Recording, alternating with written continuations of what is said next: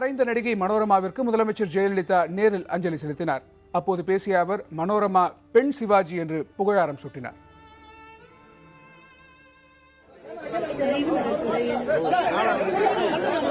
எனது மூத்த சகோதரி ஏராளமான திரைப்படங்களில் திருமதி மனோரமா அவர்களும்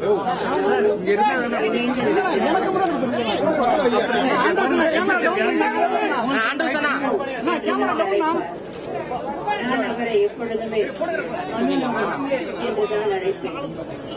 படப்பிடிப்பு இல்லாத நாட்களில் எத்தனையோ முறை அவரது இல்லத்திற்கு நான் சென்றிருக்கிறேன். சாப்பிடுறியா என்று கேட்பார். சரி என்பேன். அவரது கையால் எனக்கு உணவை பரிமாறுவார்.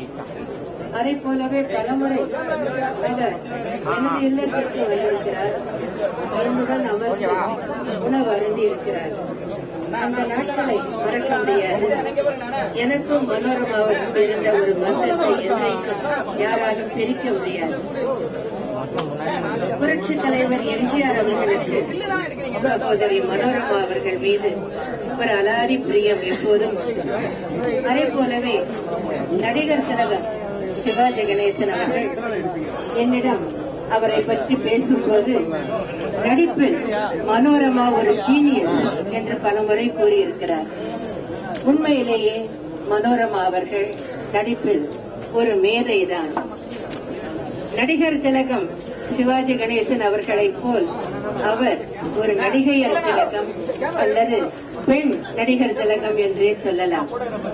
மனோரமா அவர்களைப் போல் ஒரு சாதனையாளர் தமிழ் திரையுலகில் இதற்கு முன்பு எவரும் இருந்ததில்லை, இனி எவரும் பிறக்கப் போவதும் இல்லை. அவரது மறைவு ஈடு செய்ய முடியாத ஒரு பேரிழப்பாகும். அவர் விட்டு சென்ற வெற்றிடத்தை இனி எந்த காலத்திலும் யாராலும் நிரப்ப முடியாது. அவரது ஆத்மா இறைவன் திருவடி நிழலில் களைப்பாற வேண்டும். அவர் ஆத்மா சாந்தி அடைய வேண்டும் என்று எல்லாம் வல்ல இறைவனை நான் வேண்டிக் கொள்கிறேன்.